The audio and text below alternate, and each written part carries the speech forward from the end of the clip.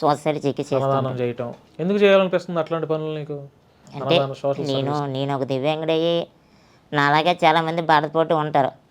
వాళ్ళ యొక్క కష్టం మనం కూడా కష్టాన్ని చూస్తాం కాబట్టి వాళ్ళ యొక్క కష్టాన్ని మనం చూసి నాకు ఇలాంటి చేయాలని అనిపించింది అనమాట. అనిపించింది.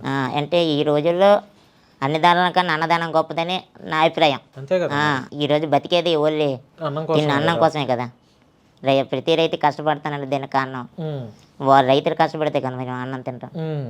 అలాగనే ఎవ్రీడే వాళ్ళు పొట్ట నిండకపోయినా కనీసం నేను పెట్టిన ఒక్కరోజైనా వాళ్ళు పొట్ట నిండుతుందని నాది ఒక నమ్మకం. ఒక పూట అయినా అంతే. దాతలు బాగా సహకరిస్తారు మరి నీకు? సహకరిస్తారు. అలా నేను ఇప్పటికి వచ్చి ఎందులో కూడా వీడియో పోస్ట్ చేయలేదు. నాకు ఇలా హెల్ప్ చేయండి, నేను వీళ్ళకి హెల్ప్ చేస్తాను, నాకు పేమెంట్ చేయండి నేను ఎప్పుడు అడగలే.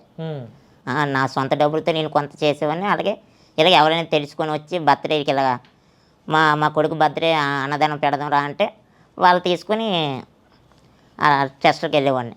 ఎన్ని కార్యక్రమాలు చేసావు ఇప్పటిదాకా? ఇంచుమించి 10 చేశాను. ఓకే, మంత్కి ఒకసారి చేస్తూ ఉంటాను. విజయనగరం నుంచి హైదరాబాద్ దాకా వచ్చావు కదా, ఈ ప్రయాణం కష్టంగా అనిపించిందా లేకపోతే చాలా ఆనందంగా ఇంటర్వ్యూ కోసం అన్నయ్య పిలిచాడని సంతోషంగా ఉందా, లేకపోతే ఇలా ప్రయాణం చేయలేక పక్కన ఇద్దరిని